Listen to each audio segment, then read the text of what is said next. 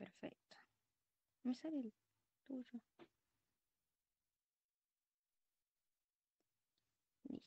Bien, vamos a ver lo que es lo que queda de la bolilla de nutrición y metabolismo. Este tema, lo que es de nutrición, siempre es pregunta de examen, tanto para quinto, para la PFO, siempre entra en pregunta de examen, parcial, final, hasta final de carrera. Bien, ¿qué tienen que saber de nutrición? Porque en muchas ocasiones, por ejemplo, en los finales de quinto se pregunta, por ejemplo, hable de desnutrición. O sea, no le dicen, decime las causas, no, desnutrición. Entonces ustedes van diciendo definición, causa, tipos, clasificación, tratamiento. Bien, bien. ¿Cómo la vamos a definir a la desnutrición? Como dice acá, un estado patológico en el que existe un compromiso sistémico. Y cuando nos referimos a compromiso sistémico, nos referimos a compromiso cardiovascular, respiratorio, digestivo, nervioso, o sea, afecta múltiples órganos y sistemas. Bien. Es potencialmente reversible porque dependiendo el tiempo de evolución, yo puedo revertir el proceso de desnutrición sin que me genere secuela, ¿bien? En cambio, por ejemplo, un estado agudo. En cambio, en el proceso crónico, yo puedo revertir el peso, pero ya me va a dejar secuelas en la talla y va a ser esa persona un adulto de talla baja. Entonces es importante siempre incluir en la definición que dependiendo cuánto lleva ese proceso de nutrición, de evolución es que yo puedo corregir sin que deje secuela. ¿Bien? ¿Y a qué se debe? Como si sabemos a qué es un proceso de nutrición, a la deficiencia de los nutrientes esenciales y o la energía necesaria para que el niño pueda crecer y desarrollarse de forma normal. ¿Bien? Para que pueda estar en un buen estado, pueda crecer y desarrollarse. ¿Bien? Que es importante cuando hablamos de definición, que una persona en estado de nutrición activa siempre los mecanismos de adaptación o mecanismos compensatorios, que eso se desencadena ante cualquier estado patológico, bien, ante la menor disponibilidad de nutrientes, que quiere decir ante la menor cantidad de nutrientes, disminuye la masa muscular, bien, porque pierde también lo que es el tejido proteico, las calorías, que esto, al tener menor masa muscular, va a tener también una menor demanda de oxígeno. Todo esto en forma compensatoria, ¿no? Limita las actividades no vitales. ¿Qué quiere decir esto? Es el niño que no juega, que no sale a correr, porque no tiene la energía, su cuerpo no tiene la energía para jugar, andar en bici, correr. Ocurre lo que es la adaptación metabólica, bien, es decir, que se produce la normoglucemia a expensa de proteínas y grasas por déficit de carbohidrato, bien. Ocurre la disminución del gasto cardíaco, bien. Al disminuir el gasto cardíaco, ¿a qué nos referimos? Que disminuye el volumen minuto, es decir, el flujo sanguíneo por minuto. Al disminuir el gasto cardíaco, ¿qué va a disminuir? A nivel renal, el flujo plasmático, es decir, la irrigación renal, y eso consecuentemente me va a disminuir lo que es la tasa del filtrado glomerular. ¿Con qué se va a manifestar clínicamente esto? Con disminución de la tasa de filtrado, con disminución de la diuresis. ¿Y esto cómo se llama clínicamente? Oliguria. Bien, entonces venimos con menor demanda de oxígeno, menor gasto cardíaco, menor flujo plasmático, menor tasa de filtrado, disminuye la diuresis, apareciendo lo que es la oliguria. Hay una detención de lo que es, ahí tengo un error, de lo que es el crecimiento y el desarrollo, porque si el niño no tiene los nutrientes adecuados, no va a poder crecer y desarrollarse de forma normal. Reduce la síntesis de proteínas, y estas son todo lo que es la adaptación metabólica. Disminución de lo que es la hemoglobina, glóbulos rojos, glóbulos blancos, células del complemento e inmunoglobulina. Entonces, este niño que va a padecer en conjunto de lo que es la desnutrición, una anemia, y va a padecer también lo que es un estado de anemia, un estado predispuesto a infecciones, porque está disminuyendo todo lo que son las células de defensa.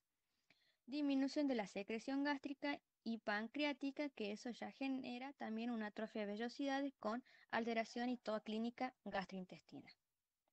Bien, todo esto son mecanismos de adaptación que no es que le van a preguntar esto, pero es para que ustedes entiendan a qué va a deberse la clínica del estado de desnutrición.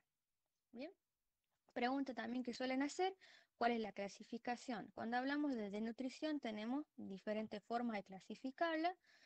Vamos a clasificarlas, son hasta 5 formas. Primero, según su etiología, según la causa, ¿bien?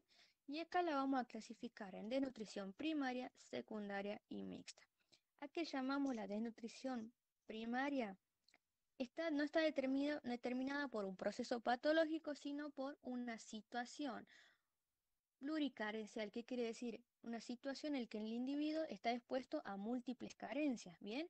Por ejemplo, ausencia de lactancia materna o un destete precoz, ¿bien? Falta de acceso a agua potable, por ejemplo, pobreza extrema. No es que el niño no es que el niño tenga, por ejemplo, una parasitosis. En realidad el niño es que eso le condiciona la enfermedad, sino que le condiciona la enfermedad que el niño no tiene para comprar para comer. Eso es, por ejemplo, lo que es la pobreza extrema. Bien, entonces, cuando yo digo primaria, no me refiero a procesos patológicos que produzcan la desnutrición, sino a una situación en el que el individuo está expuesto a tener la carencia de alimentos. Bien. Ahora, ¿a qué le llamamos la desnutrición secundaria? Aquella que sí está determinada por procesos patológicos, bien, que me alteran todo lo que sean los procesos de digestión, absorción de nutrientes y ¿qué tenemos como acá? Acá sí ya tenemos los procesos patológicos. Pregunta de examen para los chicos de PFO, ¿cuál es la principal causa de desnutrición en niños? Las infecciones del tracto urinario. Eso es pregunta de la doctora Yap. ¿Qué otras cosas tenemos? Las parasitosis, como las yardas y las cardiopatías congénitas, enfermedad celíaca, fibrosis quística, ¿bien? Tenemos también toda la gastroenteritis, las diarreas crónicas, que me van a generar también procesos de nutrición. Y por último, según la etiología, también tenemos la que es de nutrición mixta, en la que coexisten ambas situaciones, por ejemplo, una situación carencial con un proceso mórbido. El ejemplo sería el niño que vive en una pobreza extrema que está pasando por un proceso de parasitosis. Bien, bien.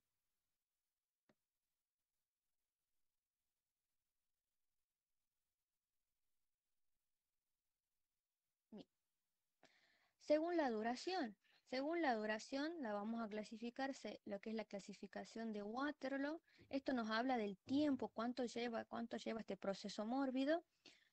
La clasificación de Waterloo relaciona los parámetros antropométricos, por ejemplo, lo que es peso en comparación a la talla y talla para la edad.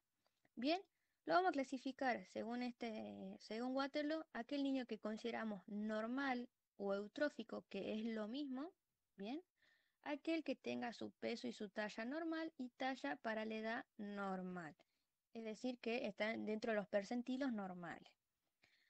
Cuando hablamos de desnutrición aguda, nos referimos a un proceso que lleva poco tiempo. ¿Qué va a afectar? Cuando el proceso es agudo, afecta el peso, es decir, que el peso para su talla, es decir, para su estatura, está bajo, pero la talla para su edad es normal, ¿bien? Entonces, no es un proceso crónico que me ha llegado a afectar la talla. Entonces, esto es un proceso agudo. Cuando yo hablo proceso agudo, lo primero que me va a afectar siempre va a ser el peso. Cuando yo dejo que este proceso avance, se cronifique, ahí recién me va a afectar la talla. ¿Y qué pasa con el peso? Como dice acá en la desnutrición crónica. El peso me dice que es normal, pero lo que pasó acá es que mi cuerpo se adaptó a mi talla baja. Entonces el peso es normal para la talla, pero la talla es baja. Acá estamos hablando de un proceso crónico, ¿bien? Que ha pasado aproximadamente un año de evolución y este es un proceso irreversible. Bien, y ahora le explico. La desnutrición aguda es un proceso reversible. ¿Por qué? Porque yo le hago un tratamiento de alimentación a este niño, le corrijo el peso y el niño puede volver a crecer y volver a continuar, seguir creciendo y desarrollarse normalmente. ¿Qué pasa acá? Cuando ya pasó más de un año de evolución, ya se vuelve un proceso irreversible y ya me afecta la talla. ¿Qué quiere decir? Por más que yo le dé un tratamiento, que yo le corrija el peso a ese niño, no le puedo ya corregir la talla. El niño va a ir creciendo, pero siempre va a ser con talla baja, ¿bien? Esos son los adultos de talla baja que han sufrido una desnutrición crónica, ¿bien? Sacando de lado que haya sido, que por genética sea bajito, o sea, esto ya estamos hablando de causas patológicas. La talla baja por causas patológicas, ¿bien? Entonces, para cerrar esto, recuerden esto, cuando el proceso es agudo me afecta el peso, ¿bien? Es un proceso reversible. Cuando el proceso es crónico ya me afecta la talla y es un proceso ya irreversible. Bien. Y por último tenemos la desnutrición que es crónica y reagudizada, en la cual vuelve a afectarme el peso, ya el peso para la talla bajo y la talla para la edad es baja. Bien. Supongamos que el chico venía haciendo toda una desnutrición hace un año, a más de un año, y sufrió un proceso patológico, por ejemplo, sufrió, supongamos, bueno, una parasitosis, que es lo que se me ocurre ahora, entonces volvió a perder peso. Entonces ahí la desnutrición crónica que él traía se reagudiza. Bien, ahora vamos a seguir con la clasificación. Ustedes cuando no entiendan, pregúntenme, así explicamos en el momento. Según la gravedad tenemos lo que es la clasificación de Gómez. La de Federico Gómez dice que evalúa el déficit de peso perdido, es decir, cuánto es el porcentaje de peso perdido, determinando 3 grados. Por ejemplo, el grado 1 o leve es aquel el que afecta el déficit del peso es del 15 al 25%. Grado 2 o moderado con el déficit del 25 al 40% y grado 3 o severa con el déficit mayor al 40%. ¿Bien? Como esto no les van a preguntar, pero para que lo sepan, ¿cómo vosotros vamos a calcular el déficit? ¿Bien? El porcentaje de peso para la talla es igual a que al peso real, quiere decir el peso actual. ¿Cuánto pesa hoy el niño? En relación al peso de referencia, a cuánto pesaba. Bien, peso antes del proceso mórbido.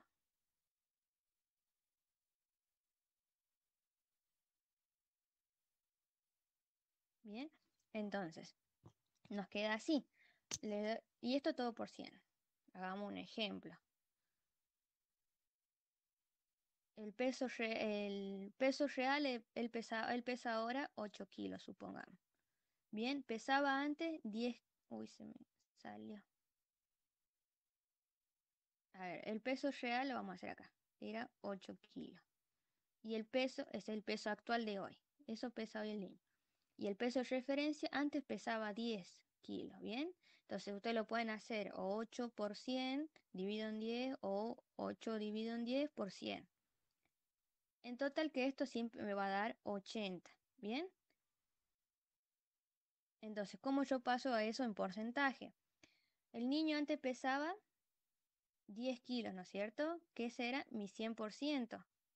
Y hoy pesa, a ese 80 lo paso yo en porcentaje, porque estamos hablando de porcentaje de peso perdido. Y hoy pesa 8 kilos, que es el 80% de su peso. Bien, conserva el 80%. Entonces, ¿cuánto perdió? Si yo le resto a 100, le resto 80, ¿cuánto me queda? 20%, ¿bien? ¿Para qué me interesa este porcentaje del 20%? Es decir, que este niño perdió el 20% de su peso. Si yo me voy acá a la clasificación según la gravedad, ¿qué tipo de desnutrición es? Es una desnutrición de grado 1 o leve que está dentro entre el 15 al 25%. ¿Se entiende? ¿Se entiende cómo es el cálculo? Tienen que decírmelo, así podemos avanzar. Sí, se entiende. Perfecto. Según las formas clínicas, y acá también vienen por ahí, ustedes se enrollan mucho con esto, nosotros tenemos lo que es el marasmo, el kwashiorkor y el kwashiorkor marasmático, porque por ahí esto también les preguntan y ustedes empiezan, ¿cuál es calórica proteica, cuál es proteica calórica? Bien, yo para que quede claro las dos, en ambas, tanto en el marasmo como el kwashiorkor, en ambas se pierden proteínas y calorías, ¿bien? Pero ¿qué importa? ¿Cómo las voy a diferenciar yo? ¿En, en cuál enfermedad, digamos, hay mayor predominancia de la pérdida? Ahora les explico esto.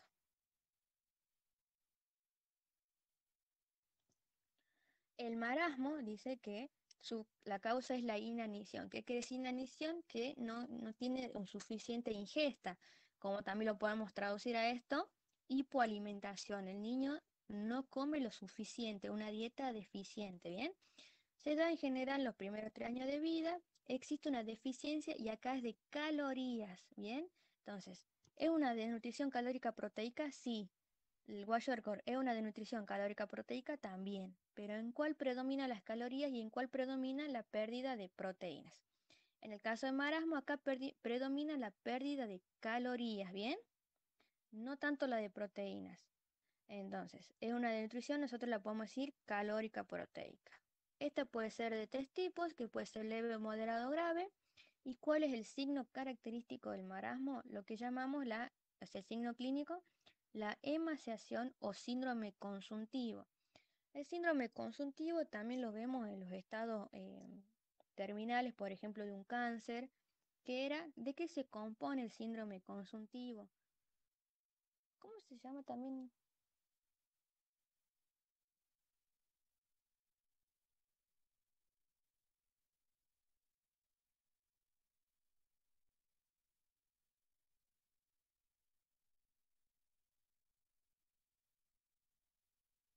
Bueno, este síndrome consuntivo les digo que los vemos en las patologías terminales, por ejemplo, en el adulto, que se compone también de las 4A. No sé si las han escuchado, va, las tienen que haber escuchado. ¿Cuáles son las 4A?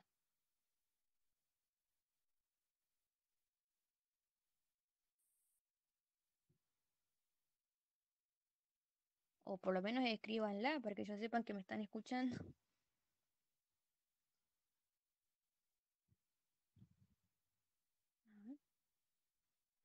¿Qué sería anorexia, astenia? Ujú. Eh, las dos más, dos A más. Anorexia, Astenia, astenia, adelgazamiento, no. adinamia, Ah, anemia, bien. Por ahí también está le dicen 5A y está el adelgazamiento, bien. Yo la conocía como 4A, pero bien, hay profesores que esto suelen preguntar mucho en cirugía, así que ténganlo en cuenta. Bien, ese es el síndrome consuntivo o también un estado patológico de emaciación. ¿Qué quiere decir?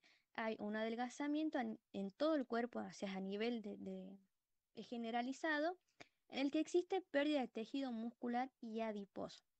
Cuando yo no tengo tejido muscular ni adiposo, ¿qué va a predominar? Todo lo que son mis relieves óseos. Bien, las prominencias óseas se van a ver muy marcadas. Entonces, cerrando marasmo, entonces es una desnutrición de tipo calórica proteica en el cual predomina la pérdida de calorías. Se produce por un estado de hipoalimentación crónica y se caracteriza por la emaciación o el síndrome consuntivo, en el cual hay pérdida de tejido muscular y tejido adiposo. Bien, ese es marasmo. Ahora, cuando hablamos de Kwashiorkor, acá se debe a un déficit principalmente de proteínas. Entonces, una desnutrición, como dice acá, proteica calórica. Pierde mayor cantidad de proteínas que de calorías. En algunos casos también se da lo que es el Kwashiorkor, en el cual pierde proteína y puede tener un ingreso calórico, o sea, de calorías normal. Y es un Kwashiorkor. ¿Bien? Entonces, ustedes tienen que ahí determinar eh, en cuál predomina cuál es digamos, la pérdida, cuál es la que predomina. Es un estado siempre grave. ¿Por qué? ¿De dónde viene la gravedad de lo que es la pérdida de proteínas? Bien, recuerden que ustedes con las proteínas que mantenían la presión oncótica y que se encargaba la presión oncótica de mantener todo lo que era líquido intravascular. Si yo pierdo proteínas, ¿qué pasa con la presión oncótica? Disminuye porque todas esas proteínas se están perdiendo. Al disminuir la presión oncótica, ¿qué va a hacer el líquido intravascular? Se va a extravasar. ¿Bien? Extravasar quiere decir que se va a salir. Extravasar a todo lo que es el líquido extravascular. ¿Bien? ¿Y cuál va a ser la clínica si yo extravaso el líquido? La aparición de qué? De los edemas. ¿Bien? Entonces, cursa con hipovolemia. ¿Por qué? Porque también disminuye todo lo que es el volumen sanguíneo e hipoalbuminemia, justamente la proteína más importante, con las funciones más importantes, de las más importantes del cuerpo. Entonces, es un estado siempre grave. siempre que yo tenga una presentación de Kwashiorkor, siempre va a ser grave. ¿Por qué? Porque trae consigo la hipovolemia y todas las complicaciones que trae la hipovolemia consigo. Bien, entonces, si yo les pongo acá esta imagen, ustedes me dicen cuál de los dos es el Kwashiorkor. Entonces, ustedes, yo le pongo acá del lado izquierdo, ¿cuál es este? Ese es el Kwashiorkor, porque tiene como dos Justamente, puntos. este es el ejemplo, este es el clásico ejemplo que ponen de los niñitos de África, que son los niños que están bien flaquitos, tienen los brazos flaquitos y tienen un abdomen bien prominente, o sea, no, lo que tienen es la cantidad de líquido retenido. Bien, esta es la clásica imagen de los niños de África. Son niños con bracitos flacos, piernitas flacas y tienen los edemas periféricos, el abdomen bien prominente, bien por la cantidad de líquido, edema también en la cara, por eso se dice la cara de luna, bien. En cambio, del lado derecho tenemos el marasmo, que el marasmo dijimos que es un adelgazamiento patológico generalizado. Este niño, como como predomina todo lo que es la pérdida de calorías, pierde todo lo que es tejido muscular y tejido adiposo. Entonces, al perder esos tipos de tejidos, se hacen prominente todos los relieves óseos, bien todos los relieves acá del maxilar en la cara, dándole una carita de anciano, porque eso normalmente ocurre en la etapa senil, el ancianito pierde tejido adiposo y tejido muscular. Es normal, es parte, es totalmente, no es nada patológico, ¿bien? Pero en este caso en el niño eso sería totalmente patológico, ¿bien? Se le notan bien las costillas, todo lo que sean relieves óseos se hacen bien prominentes. No tiene edema, ¿bien? Seguimos. Entonces uno curte con edema y el otro no. El marasmo lo Claro, curte con edema. pero justamente, ¿pero por qué? Porque uno al perder las proteínas disminuye, porque porque si ustedes entran ahí, le van a preguntar el por qué. O sea, traten de no, de buscarle de la lógica y no decirlo así como de memoria. No, Lo no, importante es no, que, sí, sí. perfecto. Lo importante es que se entienda. Entonces, yo siempre me acuerdo que el Claro, gordito con panza es el Guayorca. Siempre me lo acordé así. Bueno, y ahora ya claro. le encuentro la lógica, así que. Bien. Nos queda la última clasificación según el puntaje Z o unidades de bioestándar, que esto lo vimos, esto se lo ve en física biomédica en segundo año. Bien, este gráfico que está acá, normalmente este gráfico se los enseñan de esta forma. El de bioestándar supongamos que es siempre el puntaje medio, el puntaje óptimo, y de acuerdo a dónde vaya la curva, va a ser los de bioestándar. Bien, yo se lo puse acá de forma lateral para que ustedes comparen con un percentilo, porque los percentilos vienen los puntajes Z. Especifica en qué medida un valor se aleja de la media. ¿Qué quiere decir la media? Mi percentil 50, digamos el óptimo, digamos el, el puntaje óptimo de ese niño que tiene un adecuado crecimiento y desarrollo. Entonces, de otra forma, o lo podemos decir, la distancia que existe entre el peso, la talla y el percentil 50. ¿Bien? Entonces, una vez que entiendan, que recuerden esto, que eran los desvíos estándar, ¿bien? Acá, por ejemplo, tenemos, que estoy marcando ahí, ese es mi óptimo, sería mi percentil 50. ¿Bien?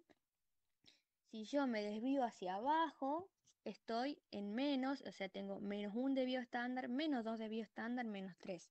Si me desvío hacia arriba, más uno, más 2 y más 3. ¿Bien? Entonces, para que ustedes sepan, cuando yo voy de los desvíos estándar en menos uno estándar, mm, menos 2 desvío estándar y menos 3 desvío estándar, estoy hablando de desnutrición. ¿Bien? Cuando yo haciendo la curva, es decir, que voy hacia arriba, más uno, más 2 de bioestándar, más 3 de bioestándar, estoy hablando en más, estoy hablando de otra enfermedad, que sería el sobrepeso y la obesidad. Bien, entonces, cuando yo hablo de bioestándar en menos, como estamos acá en desnutrición, te vamos a decir que vamos a considerar desnutrición moderada entre los 2 a 3 de bioestándar y mayor a 3 de bioestándar ya es una desnutrición grave. ¿Cómo lo ponemos en práctica esto? borrar todo. Bien. Tenemos acá por ejemplo, un niño que venía creciendo, a ver, por ejemplo, tiene a los 2 años, pesa, a ver, no, ya me pasé. A los 2 años que pese, a ver cuánto tengo acá. Bueno, 9 kilos. No sé si se ve bien ahí en la diapo, sí, creo que sí. Pesa hoy 9 kilos, ¿bien? Está entre los dos y si ustedes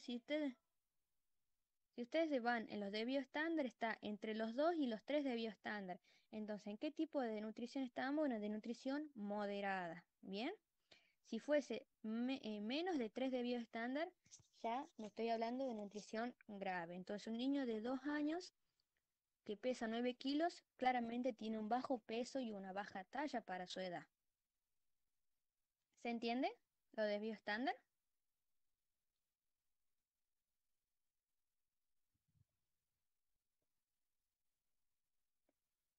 Bien.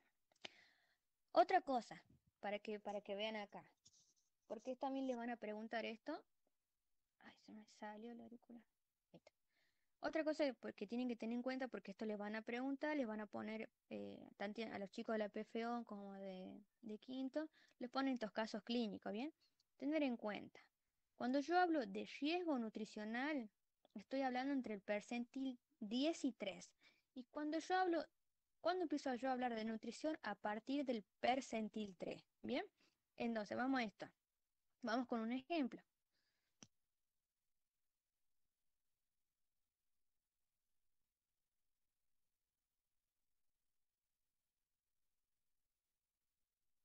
El ejemplo que les van a poner, por ejemplo, eh,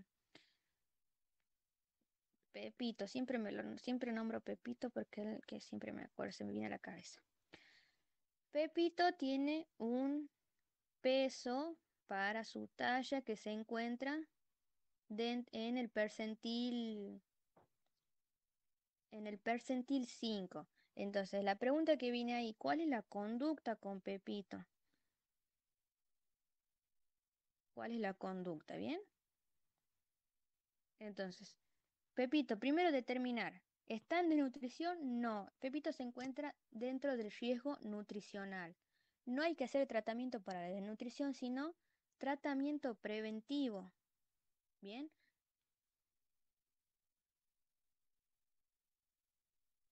Entonces, no sería lo mismo que le ponen que si Pepito está dentro de su percentilo de peso para la talla, se encuentra en el percentil 2. Acá Pepito ya está en desnutrición. Entonces, lo que ellos también le preguntan, ¿cuál es el estado nutricional? ¿Cuál es el estado nutricional de Pepito? ¿Y ustedes qué van a decir? ¿Es riesgo nutricional o desnutrición? Ya está dentro del percentil 2, ya pasó el percentil 3, por lo tanto ya es desnutrición. Bien, eso es como le suelen hacer las preguntas. Determinar cuando yo estoy dentro de un riesgo nutricional o cuando yo estoy dentro de un estado de desnutrición ya establecida. ¿Por qué? Porque mi conducta no va a ser la misma en ambos casos. Bien, terminando ya con desnutrición, vamos con la evaluación y el diagnóstico. Dentro del interrogatorio siempre antecedentes de enfermedad actual, enfermedad reciente, personal y perinatales, porque eso se debe incluir siempre en la historia clínica pediátrica. La historia alimentaria, bien, para saber el tipo lo que es todo lo que es referido a la lactancia materna, alimentación complementaria. Esto también que está en rojo, lo puse en rojo justamente porque es para evaluar en qué momento el niño empezó con el proceso de nutrición, es evaluar siempre los registros antropométricos previos, ¿bien? Supongamos que un niño venía creciendo adecuadamente y de repente hizo una detención de la curva de crecimiento, entonces yo voy a ver qué pasó ahí. Antecedentes familiares, epidemiológicos, bueno, ya lo que es estructura y dinámica familiar, esto ya es para evaluar también el lado de lo que es el riesgo social, el riesgo epidemiológico que tiene este niño de presentar una desnutrición. Al examen físico que vamos a tener, signos generales, toda la disminución de la vitalidad, disminución de la frecuencia cardíaca, ¿por qué? Por disminución de lo que es el gasto cardíaco, el volumen minutos, disminución de la diúresis, detención de la curva de crecimiento y desarrollo. Signos físicos de deficiencia de nutrientes, que esto lo vamos a ver en hipovitaminosis. Bien, cuando el niño, si estamos diciendo que la desnutrición se debe a una deficiencia de la ingesta de nutrientes necesarios, bien, entonces, todos estos signos los vamos a ver, como les decía, en hipovitaminosis, porque dependiendo qué vitamina, digamos, vamos a tener la clínica. Por ejemplo, lo que es la fragilidad de las uñas, la caída del cabello fino y quebradizo y despigmentado se debe a que a la carencia, por ejemplo, de hierro. Bien, entonces cuando ustedes les lleguen a preguntar la clínica, más que nada nombrar todos los signos de hipovitaminosis y los signos de la deficiencia de hierro. Bien, ¿qué vamos a tener también? Si el niño no puede crecer y desarrollarse, y yo les dije que esta es una enfermedad de compromiso sistémico que afecta al sistema cardiovascular, respiratorio, neurológico, va a tener también alteraciones neurológicas. Bien, ¿cómo veo yo la detección de la curva de crecimiento?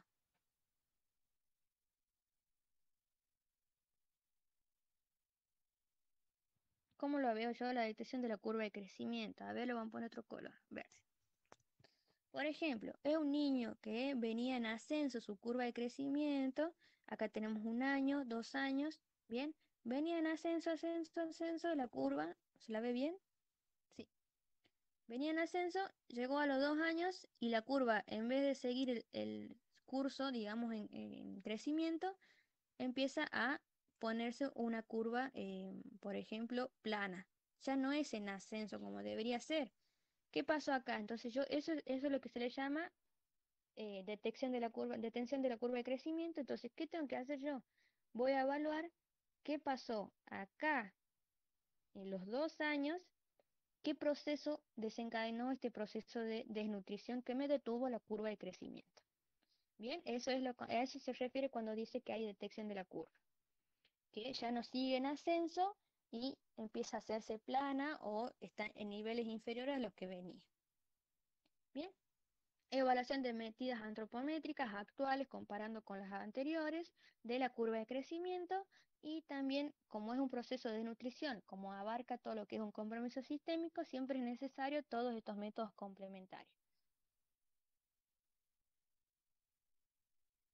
Todos estos métodos complementarios que incluye el hemograma completo, reticulocitos, urea creatinina, ¿para qué? Para ver qué. ¿Para qué quiero la urea y la creatinina? ¿Por qué yo voy a pedir urea y creatinina en un proceso de desnutrición? Por el filtrado ¿Cómo? glomerular, por el filtrado glomerular. Ujú. ¿Y por qué Eso, quiero ver el filtrado glomerular? para ver si funcionan los riñones y si estoy perdiendo proteína o no, nada que ver. Sí, justamente, para ver la función renal. Bien, la glucemia. Recuerden que la urea y creatinina son productos de desechos. Si yo tengo la urea y creatinina elevado a nivel del plasma, urea, creatinina elevado, ¿en dónde? En plasma, quiere decir que el riñón no las elimina. Y si el riñón no las está eliminando, me está hablando que hay una alteración de la función renal, porque la función del riñón, ¿qué es? No las elimina. ¿Cuál es la función del riñón? Depurar justamente el organismo, y como estos son productos de desechos, la urea y creatinina, si yo las tengo elevadas en plasma, quiere decir que el riñón no las elimina, no funciona bien, y eso también, qué me va a decir también? Que hay un estado de disminución de la tasa de filtrado. Bien, entonces de ahí viene. Por eso es importante la función renal. Y eso ténganlo en cuenta, porque eso no les sirve para esto, les sirve para exactamente, o sea, les sirve para esto, pero les sirve para un montón de cosas. Siempre evaluar, en estos casos, la función renal y entender por qué quiero saber yo la función renal. Ionograma, enzimas hepáticas, coagulograma, orina completa, cultivos y serología para enfermedades infecciosas. Todos estos métodos complementarios, ¿cuál es la intención de realizar todos estos métodos complementarios? Además de tener para tener una idea del estado general del paciente, la búsqueda etiológica. Bien, saber a qué se debe mi estado de desnutrición. Bien, y ya habrá otros métodos que dependiendo que me salgan, dependiendo cómo me salgan estos, para ver si se requiere, por ejemplo, hacer coprocultivos, coproparasitológicos, ¿bien? Bien, pregunta, ¿cuáles son los signos de mal pronóstico que requieren internación? Siempre que yo me encuentre ante una desnutrición de tercer grado, ¿bien? En el cual el déficit del peso, ¿cuánto es el porcentaje? ¿Cuánto tiene que ser?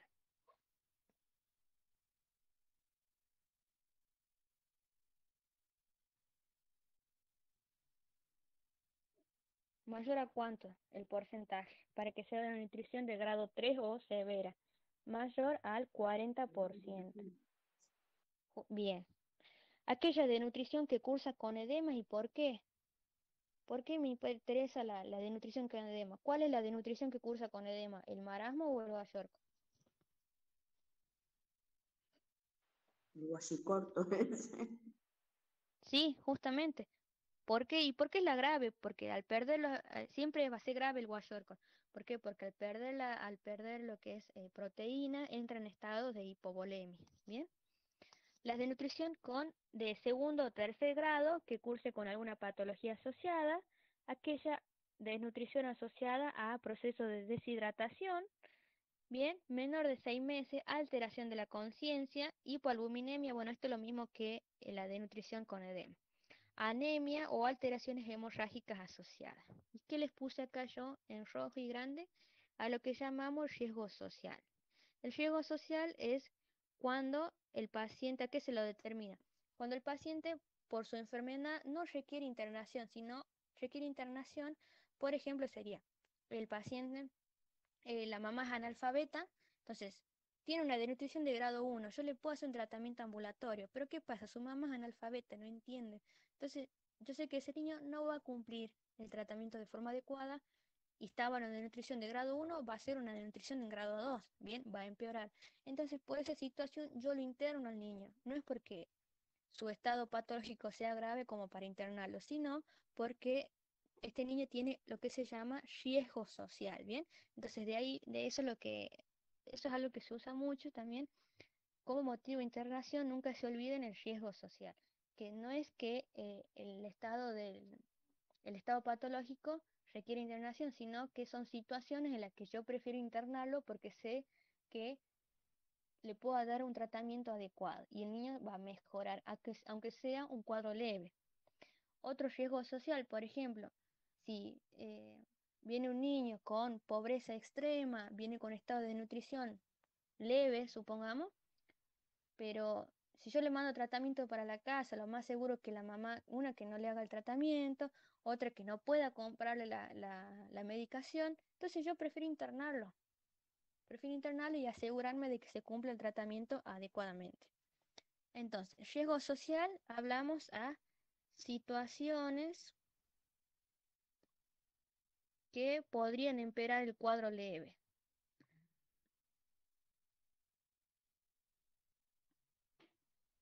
Es decir, este niño no es para internar, pero si yo lo mando a la casa, lo más seguro es que ese niño empeore. Bien, terminando ya casi con desnutrición, ¿no? El tratamiento va a depender si es una desnutrición grave, justamente la nutrición grave en el cual los pacientes han estado mucho tiempo con esa disminución de la ingesta de nutrientes y que han presentado lo que se llamaba la adaptación metabólica, todos los mecanismos de adaptación que vimos al principio. Como este niño está adaptado ya a la poca ingesta de nutrientes, no le puedo yo intentar revertir el cuadro de un día para otro. No, voy a hacer lo que se llama un tratamiento escalonado. Como dice acá, no se debe tratar de corregir en pocos días un proceso que lleva meses o años. Bien, y para esto lo vamos a desarrollar en 4 etapas. Que el tiempo de estas etapas no es un tiempo determinado para todos los pacientes, porque no todos los pacientes van a responder de la misma forma, ¿bien? Entonces el tiempo, ¿quién lo determina? El mismo paciente, cómo se va adaptando su cuerpo a la nueva recuperación de nutrientes, ¿bien? ¿Cuáles son estas etapas? Primero, la etapa inicial o de urgencia, en la cual yo voy a estabilizar al paciente, ¿bien? Por ejemplo, corregir lo que son trastornos asociados, corregir la anemia, la vitaminosis, la deshidratación, corregir la causa que me genera este tipo de deshidratación, por ejemplo, tratar el proceso mórbido, tratar la parasitosis, revertir situaciones de riesgo, evitar que ese niño vaya a la casa donde sé que vive en una pobreza extrema, donde sé que vive en condiciones insalubres de vida, ¿bien? Ese es el tratamiento inicial. Una vez que yo puedo establecer todas estas medidas, paso a lo que se le llama la segunda etapa, donde es el comienzo de recuperación nutricional. Bien, ¿de qué depende esta etapa? Se va a administrar todo lo que sea alimentos, proteínas, agua, electrolitos, vitaminas y minerales. Bien, ¿cómo se va a administrar? Siempre se van a comenzar con cantidades subóptimas. ¿Qué quiere decir subóptimas? Que son menores a las que él necesita, ¿bien? Porque imagínense, el niño que ha estado mucho tiempo sin ingesta de proteínas adecuadas, no le puedo dar una cantidad determinada de proteínas, porque no, le puedo generar un daño. Entonces yo empiezo siempre con cantidades menores a los que él necesita. Entonces eso quiere decir subóptima. A ver, no,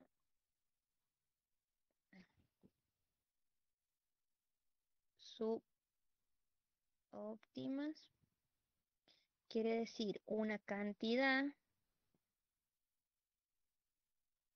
menor a la que necesita.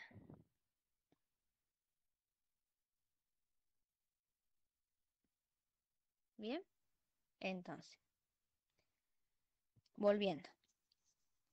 Y luego que yo inicio con esa cantidad subóptima, lo voy aumentando progresivamente a medida que el cuerpo se va adaptando a esta nueva ingesta de calorías, de proteína. ¿Bien?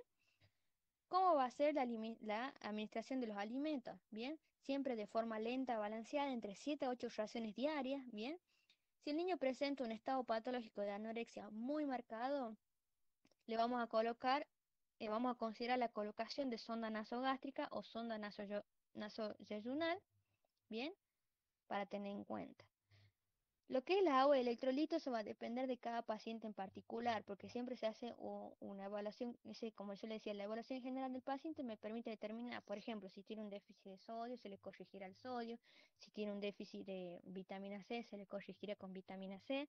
Bien, eso ya el aporte va a depender del estado general del paciente, cuáles son sus déficits para yo ir corrigiendo. Pasamos a la tercera etapa, que es la consolidación de la recuperación nutricional, ¿bien? Y acá el organismo ya está más adaptado a lo que yo le estoy ingresando nutrientes, calorías, ¿bien? Y acá, como dice acá, comienza la recuperación rápida de peso. ¿Por qué? Porque el organismo es como que dice, bueno, a ver, ya tengo mucho alimento, entonces quiero más, quiero más, quiero más. ¿Bien? Entonces, acá, si yo le sigo administrando alimentos, como le digo yo, el organismo interpreta que ya puedo tener la fuente de alimento que necesito, pero yo quiero más. Hay la posibilidad de que aparezca un nuevo cuadro de requerimiento, ¿bien? De nuevos cuadros carenciales ante el aumento de los requerimientos. Entonces puede ser que ese niño, digamos, el cuerpo vuelve a entrar como un estado de cuadro carencial porque ya tiene el suficiente aporte de alimento, entonces el cuerpo quiere más para compensar todo este estado patológico en el que estuvo previamente. Bien, la conciliación de la recuperación nutricional vamos a complementar con, como dice acá, la alimentación complementaria y la dieta. Acá ya empezamos a agregar carnes, vegetales, bien. Evaluación de la recuperación, esto es importante. Vamos a considerar la recuperación total si el paciente alcanza el 90% de su peso esperado para la talla. Bien, siempre. Peso adecuado para la talla. Y la última etapa, que es la de adaptación extrahospitalaria. Esto ya es la preparación no solo del niño, sino de los padres para que puedan continuar con la dieta, ¿dónde? En el hogar. Bien. Siempre indicando alimentos ricos en proteínas, con alto valor biológico y alta densidad calórica. Instruir a los padres, bien, enseñarles qué comida le va a dar, cuánta cantidad, bien, cuántas veces al día. prevención de enfermedades, porque ha sido un niño que ha estado expuesto a una baja de nutrientes, entonces está predispuesto también a las infecciones. ¿Cómo la van a prevenir? Con la vacunación, controles frecuentes. Se va a indicar un aporte de vitamina, calcio, hierro y ácido fólico, y eso, como les digo yo, es dependiendo de cada paciente, y se hará controles periódicos post alta. Bien, esa es la desnutrición grave. Para la desnutrición moderada, si el niño está con, yo les dije que si era una desnutrición de tipo 2 asociada a una patología, se va a referir al hospital, que quiere decir que se lo va a tener que ingresar, es decir, internar. Evaluar la alimentación y la calidad de los cuidados del niño. Controla los 7 días. Si es menor de 2 años, damos hierro a dosis tratamiento y indicar alimentación tanto a la madre con el niño y las pautas de alarma. Pautas de alarma sería que el niño haga un cuadro neurológico, un cuadro respiratorio, un cuadro de deshidratación. Bien. Por último, la desnutrición leve es muy similar a la moderada, solo que acá voy a cambiar que yo voy a dar el hierro a dosis preventiva. ¿Bien? Ya vamos a ver eso. Eso es de nutrición. Ahora vamos a ver lo que es anemia ferropénica. Y esto también siempre pregunta de examen, siempre tanto en quinto para PFO, parciales, finales. Entonces, ¿qué tenemos que saber de anemia ferropénica?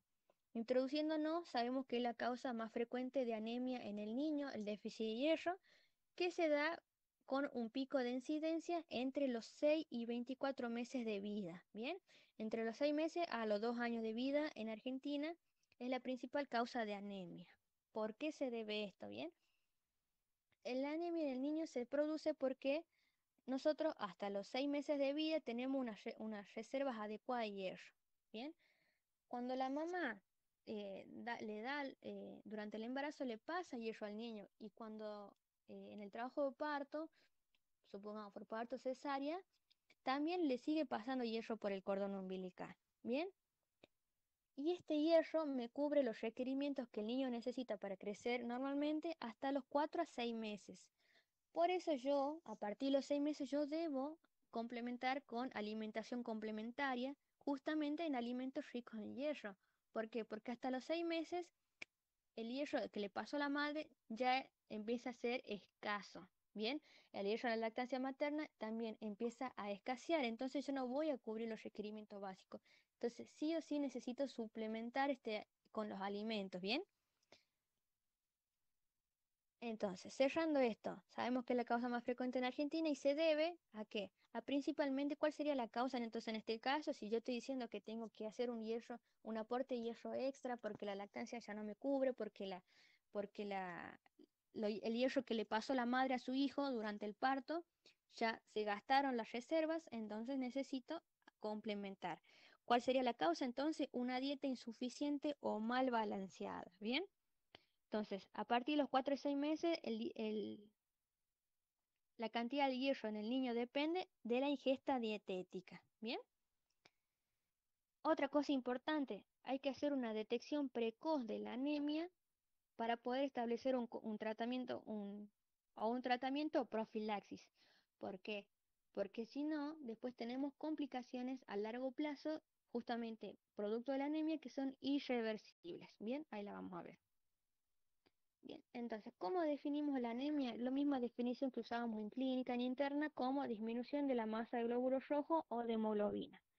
Y esto, cuando hablamos en pediatría, siempre debemos agregar, porque forma parte de la definición, que esos valores se encuentren por debajo del segundo de bioestándar respecto a la media para la edad y para el sexo.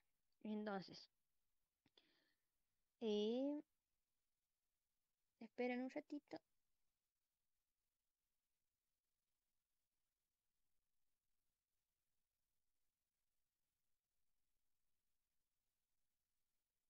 Bien, les decía que cuando yo hablo en pediatría debo incluir en la definición que esté por debajo del segundo de bioestándar. Bien, y esto porque si ustedes les preguntan y le dan, no la dicen completamente la definición, no la toman por válida. Bien, ¿cuáles son los valores de la hemoglobina y hematocrito en el niño? Bien, está este cuadrito, no hace falta que lo sepan este cuadrito, Pero sí que sepan que el niño, a medida que va creciendo, van aumentando sus valores normales de hematocrito y hemoglobina, ¿bien?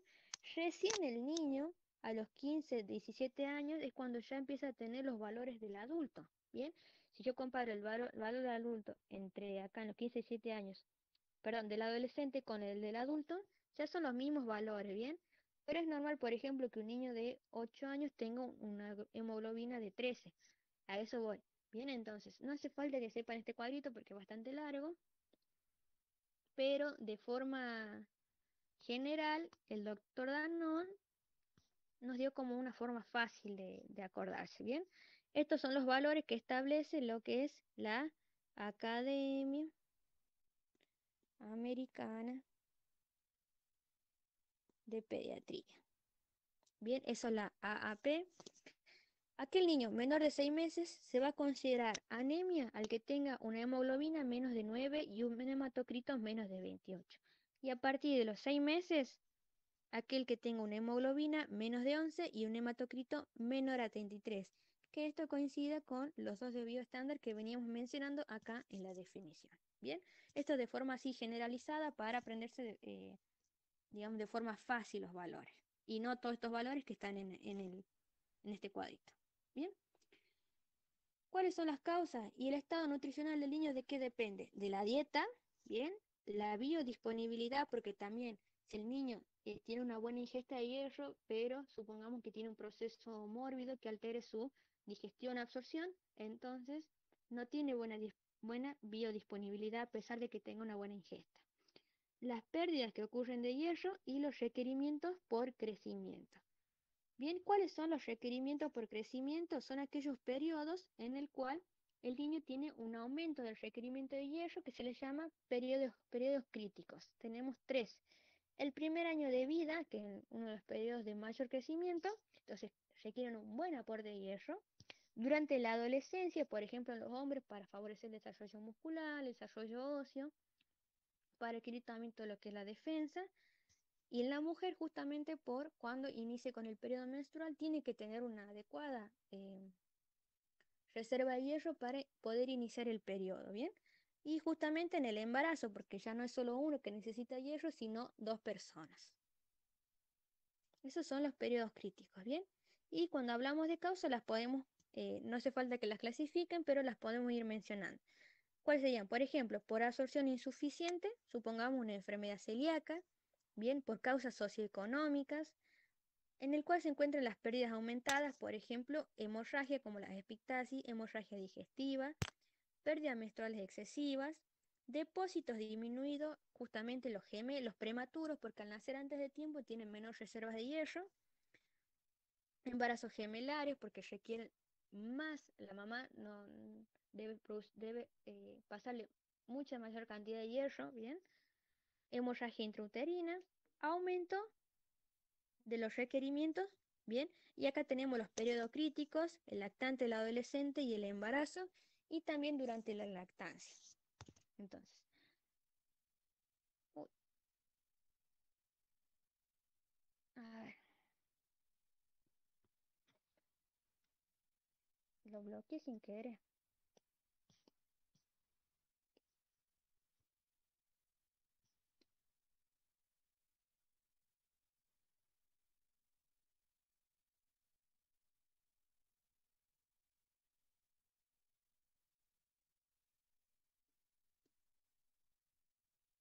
Uy, se ve chiquitito. A ver, voy a cerrar, voy a volver a compartir.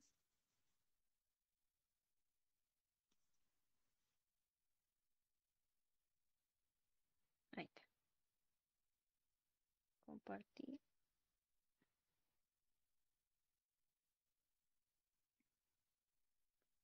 Ahí está. Bien. ¿Cuál es la clínica? Vamos a tener los síntomas generales de la anemia, que ya sabemos que es la palidez de piel y mucosas. Bien, siempre buscan en la mucosa yugal, en la mucosa, en las encías, bien, en la mucosa del ojo, para ver la palidez. Vamos a hacer, por ejemplo, signos como relleno capilar. ¿Qué más? Vamos a ver toda la palidez generalizada. Decaimiento general, anorexia, somnolencia, astenia, son signos de anemia. Bien. Manifestaciones circulatorias, vamos a tener taquicardia, hipotensión, el síndrome hipercinético, que es algo que menciona el doctor Danon, compuesto por taquicardia, soplo sistólico y pulso saltón. Manifestaciones neuromusculares, bien, cefalea, sensación de mareo, vértigo, estupor, visión nublada, cansancio precoz. Manifestaciones respiratorias, por ejemplo, disnea. Y otras manifestaciones como la hipersensibilidad al frío, náuseas. No es una clínica específica, bien, son, mejor dicho, inespecíficas. Sí hay que ver la palidez, que es lo que sería el signo más característico de la anemia. ¿Cuáles son las manifestaciones a largo plazo? Y este es el motivo por el cual yo debo diagnosticar tempranamente una anemia para poder tratarla y evitar que me genere todas estas manifestaciones. ¿Por qué? Porque en la mayoría de estos casos pueden ser a veces irreversibles. Por ejemplo, aquel niño con un déficit cognitivo, alteración de la memoria, disminución de la concentración, déficit inmunológico, trastornos de déficit de atención, ¿bien? Entonces son niños que tienen, por ejemplo, 6 años en la actualidad y previamente pasaron un proceso de anemia que nunca nadie lo vio, nunca nadie lo trató. Entonces dejamos que ese proceso de anemia llegue a dar una afectación neurológica, ¿bien? Entonces, por eso la importancia de hacer la detección precoz. Acá en Argentina se hace el cribado universal. Bien, ahora les muestro. Entonces, para terminar esto, todas estas manifestaciones son de largo plazo. Entonces, yo tengo que hacer, para evitar todo esto, de manera preventiva, hacer una detección precoz. Bien, diagnóstico a la anamnesis, todo lo que es el tipo de dieta, porque dijimos que la principal causa era un déficit de la dieta. Antecedentes de prematurez, embarazos múltiples, déficit de hierro en la madre, para irnos abocando hacia dónde, hacia la causa. Antecedentes de patologías perinatales, pérdidas de sangre, si hubo, por ejemplo, una epistaxis, hematuria, trastornos gastrointestinales asociados, procedencia geográfica, y esto ya es como de valor epidemiológico, si procede de una zona de parasitosis endémica. Hábito de pica, que es un signo que también se presenta a las personas con anemia, justamente anemia ferropénica, son aquellas personas que ingieren alimentos que no lo son. Por ejemplo, la gente que mastica tierra, mastica hielo, come césped, no son alimentos, ¿bien? Suplemento con hierro, si recibió, digamos, de manera profiláctica, suplemento con hierro en el embarazo o en los primeros meses de vida. Hoy trastornos cognitivos asociados, y estos ya serían trastornos a largo plazo, un bajo rendimiento escolar, déficit de atención, todo déficit cognitivo. Al examen físico, ¿qué me voy a fijar? La palidez cutánea mucosa, que es el principal signo, ¿bien? Estudios de laboratorio, porque la anemia sí requiere estudios de laboratorio para poder, digamos, definir que yo, poder diagnosticar una anemia. Yo no puedo decir que tiene anemia solamente por palidez. Tengo que decir sí o sí que tiene el laboratorio que coincide con los valores de anemia. En el hemograma, ¿qué voy a tener? Yo les puse acá los más característicos. La hemoglobina y el hematocrito claramente disminuidos.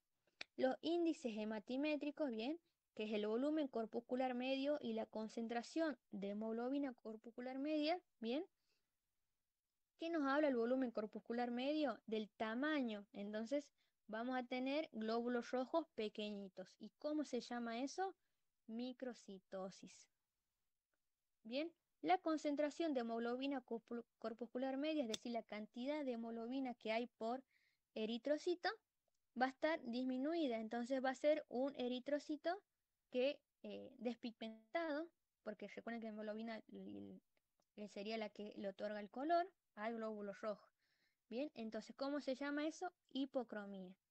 Entonces, ¿qué tipo de anemia es la anemia ferropénica? Es una anemia microcítica e hipocrómica. Bien, ¿dónde voy a ver yo la hipocromía y la microcitosis? En un extendido de sangre periférica, un frotis. Yo le hago le tomo una muestra de sangre y le hago el frotis, observo en el microscopio y voy a ver justamente esto, la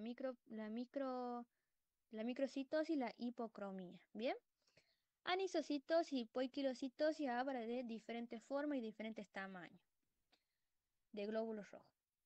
El perfil de hierro, ¿qué voy a tener? la ferremia, el valor de hierro en sangre en el suero está disminuido, ¿bien? La capacidad total de saturación de hierro está aumentada. ¿Por qué? ¿Esto qué quiere decir? Que la poca cantidad que hay de hierro se va a saturar para poder usarse adecuadamente, ¿bien? Entonces siempre hay poco hierro y el poco hierro que hay se usa todo, ¿bien? El porcentaje de saturación de transferrina, que es la transferrina, la enzima que va a transportar el hierro, perdón, está disminuido. ¿Y por qué?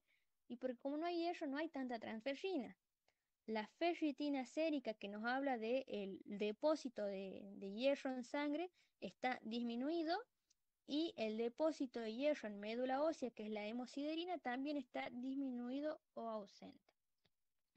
Pregunta por esta del doctor Danon, ¿cuál es el gol estándar? El índice de saturación de transferrina que dijimos acá va a estar disminuido, cuyo valor normal es mayor a 20 y 50%, y en la anemia es menor al 10%.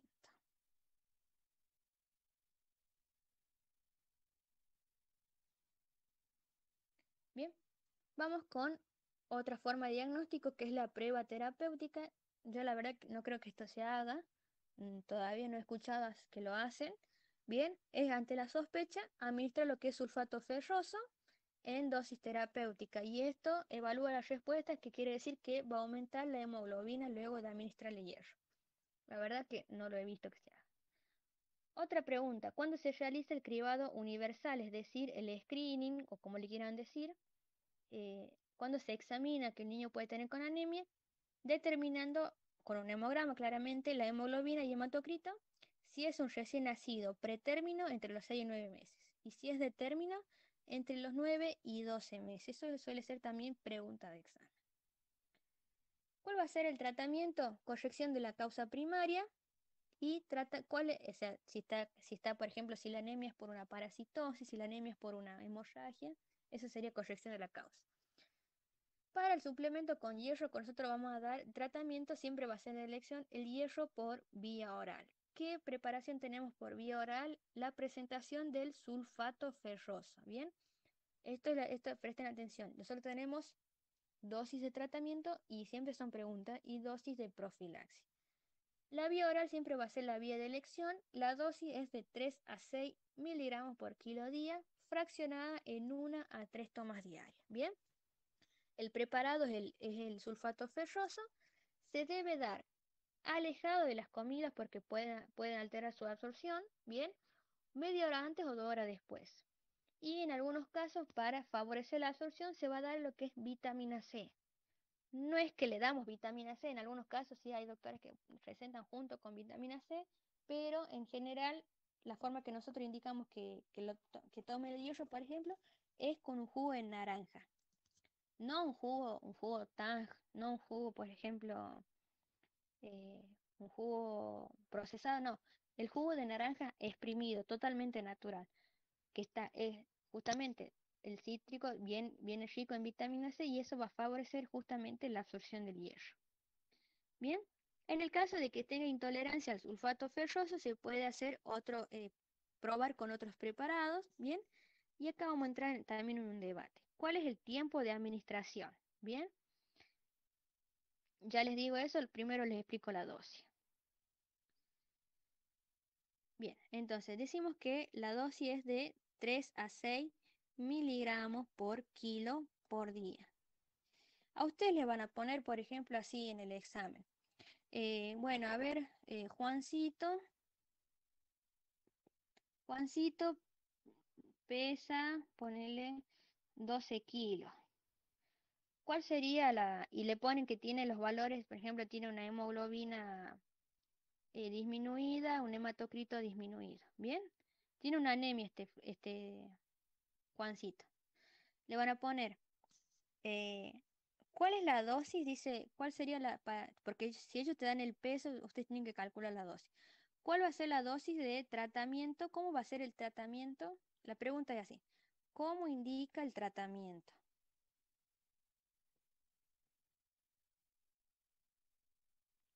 ¿Qué responden muchas veces y qué responden mal? Le dicen, bueno, dar 3 a 6 miligramos por kilo por día.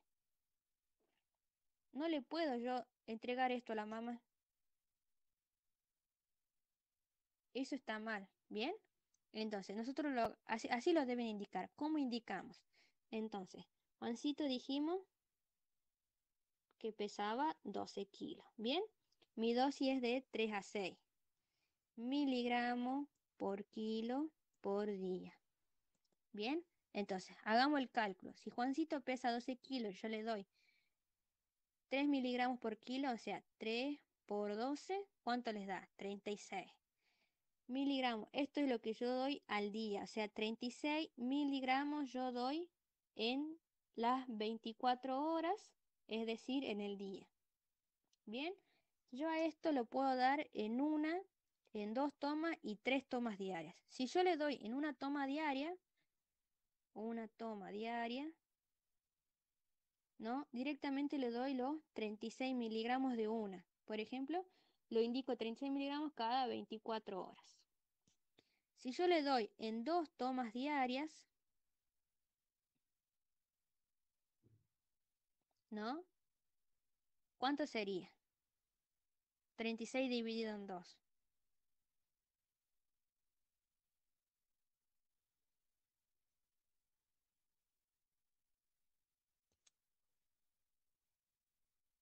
Tienen que hablar porque yo no veo si me ponen en el. ¿Sería 1,8 miligramos? 18 ¿Cómo? miligramos. ¿Quién dijo 1,8? Yo, Paula. ¿Por qué? Y porque, no sé, me dio sensación de que era más mamá. 18 miligramos. 18 miligramos le doy, ¿no es cierto? Al día. Si yo le doy dos veces al día, ¿cada cuántas horas la voy a dar? Yo divido al día en dos. ¿Cuánto me da? 24 dividido en 2 me da 12. Entonces le doy 18 miligramos cada 12 horas. Si yo le doy tres veces al día, tres tomas diarias, le estoy dando, vuelvo al principio, le estoy dando 12 miligramos, ¿bien? Y si yo le doy tres veces al día, ¿cada cuántas horas le doy? Dividan 24 en 3, nos da cada 8 horas. ¿Bien? Entonces, yo le indico, por ejemplo, Juancito, porque este es para Juancito, pesa 12 kilos, indico así, sulfato ferroso, eh, a ver, cada 12 horas le voy a dejar. 18 miligramos cada 12 horas. Le indico, alejado de las comidas. Bien, 2 horas antes o 2 horas después o 1 hora antes y junto le puedo dar con vitamina C o le puedo dar junto con jugo de naranja. Jugo de naranja exprimida. Bien, así se indica, bien. No le puedo yo dar, no le puedo decir, bueno, que le dé 3 a 6 miligramos por kilo, no. Por eso es que muchas veces los doctores, eh, más en la PFO, ellos le ponen el kilo, entonces, por ejemplo, le dicen, Pedrito pesa, yo le puse 12 kilos porque, bueno, 12 es un número dentro de todo redondo, no hay que hacer mucho cálculo, porque no se permite usar calculadora, esas cosas. Entonces, por ejemplo, a mí me pusieron un caso de un niño para el tratamiento de la anemia para un niño de 23 kilos. Entonces yo hice 3 por 23 y después lo dividí. Eso es lo que yo doy en el día. Y lo dividí, por ejemplo, en 3 porque le di cada 8 horas. Así es como se debe responder de forma adecuada, ¿bien? Entonces, ¿se entiende este? Sí. Perfecto. Bien. Estamos en las 7 menos 10. Ya terminamos. Entonces, para el hierro por vía dijimos que en el caso que el niño no tolere, perdón, me estaba olvidando algo. Bien, así es como yo indico el sulfato ferroso. ¿Por cuánto tiempo lo indico? Bien, lo indico ¿Qué les dice las profesoras de quinto? Dice que el tiempo es durante 3 meses, ¿bien? En estos 3 meses dice que en 2 meses uno recupera los valores normales de hemoglobina y hematocrito. Y el otro mes restante, en un mes, recupera las reservas. ¿Bien? Las reservas que son lo que es la ferritina y la hemosiderina. Siderina. ¿Bien? Eso es lo que dicen las profesoras de quinto. Ahora yo les pregunto a ustedes. Un niño de 2 meses y a ver, vamos a borrar ahí. Bueno, a ver, lo vamos en 5. Un niño de 5 meses, ¿va a responder igual que un niño de 2 años? ¿Ustedes qué creen? Que no. Claramente. ¿Bien? No le puedo dar el mismo tratamiento al niño de 2 meses que perdón, de 2 años que al niño de 5 meses. Entonces, cuando ustedes cuando están en quinto, y eso claro bien, les preguntan cuánto tiempo de tratamiento, 3 meses. Pero ustedes en la vida real y en la PFO les dice que el tiempo es variable. ¿Bien? Esa es la forma adecuada. El tiempo es variable. Va a depender, dice acá. A ver, acá. El tiempo de administración dice que una vez que yo alcance los valores normales de hemoglobina y hematocrito, a ese tiempo lo duplico para reponer los depósitos. De forma fácil, ¿cómo les digo? ¿Cómo les explico esto? ¿Qué quiere decir? Supongamos que yo me tardé 2 meses, a ver, no, 3 meses. Me tardé 3 meses en recuperar mis valores normales de hematocrito y hemoglobina, y acá pone valor normal. A esos 3 meses lo voy a duplicar, o sea que por 3 meses más yo voy a seguir dando tratamiento para reponer los depósitos. ¿Bien? Eso es la respuesta adecuada. No es que a todos los niños le hago el tratamiento de 3 meses, no. Lo normal sería que yo, ¿cuánto me tardé en reponer los valores normales de hemoglobina y hematocrito? A ese tiempo lo duplico para reponer los depósitos. ¿Bien? ¿Se entiende? ¿Se entiende el por qué? No sería adecuado decir que por 3 meses yo le doy el tratamiento. Pero bueno, las profesoras de quinto dicen, bueno, 3 meses. Háganla feliz y díganle sí por 3 meses. Bien. Vamos con las otras presentaciones de hierro. Dijimos que el hierro lo teníamos en forma vía oral.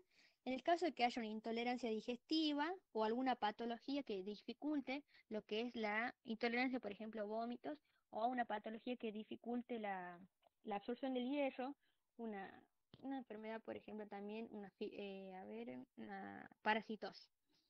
Tenemos la presentación para el hierro por vía parenteral, es decir, por vía endovenosa, por ejemplo. ¿Quién tiene la indicación? No lo puede hacer el médico pediatra, debe ser el médico hematólogo, ¿bien? Para la situación en la que esté contraindicada la vía oral. ¿Qué tenemos el hierro por vía parenteral? Tenemos la vía por vía intramuscular y por vía endovenosa. Por vía intramuscular, la presentación se llama el hierro dextrano, ¿bien? El hierro dextrano, esto no le van a preguntar, pero sepan que vienen otras vías para justamente cuando se contraindica la vía oral. Este hierro dextrano se da 1 miligramo, 1,5 miligramos por kilo día, cada 2 a 3 días. Pobrecito porque le van a estar pinchando la nalga cada 2 a 3 días. Y la vía endovenosa, viene la presentación, el hierro sacarato, que se da 2 a 3 miligramos por kilo cada 2 días. ¿Bien? Solo para que sepan que existen esas otras vías, no suele ser pregunta de examen, pero ténganlo en cuenta. Bien, ya casi terminamos.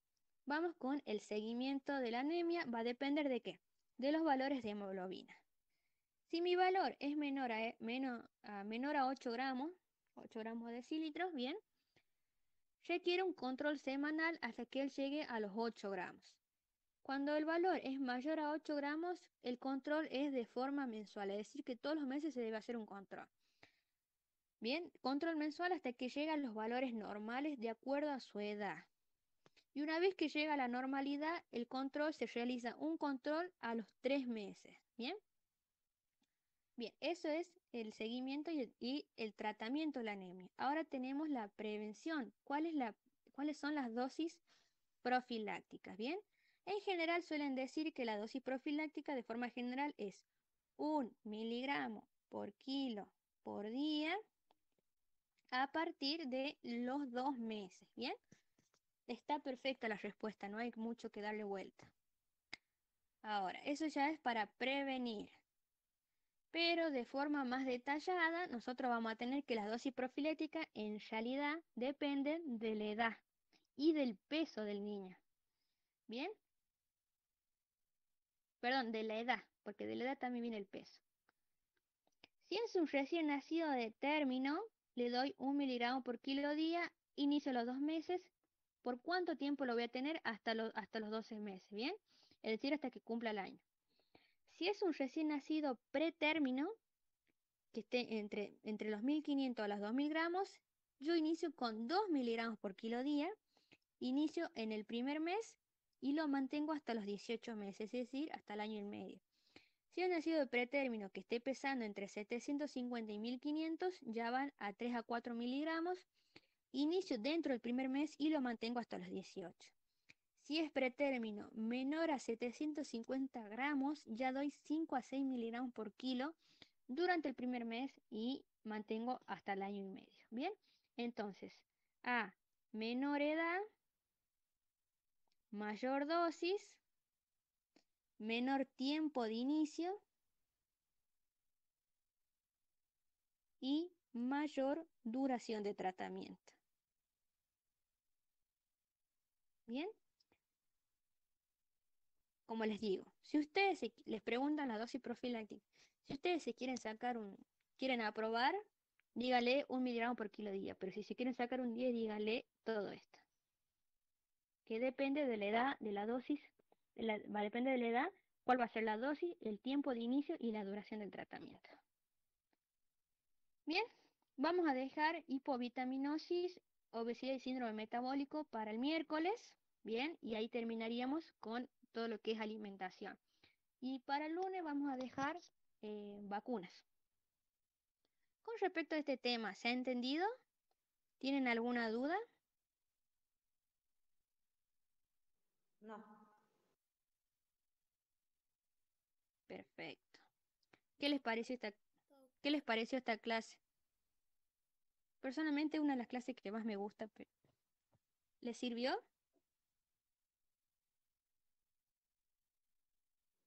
Sí, pero no me gusta pediatría. Ah, bueno, empezando por ahí, empezando que no nos gusta pediatría. Bueno, a mí me encanta pediatría, ¿qué vamos a hacer? Bueno, chicos, los dejo. Nos estamos viendo ¿Este tema ya lo vieron en quinto? No, todavía no.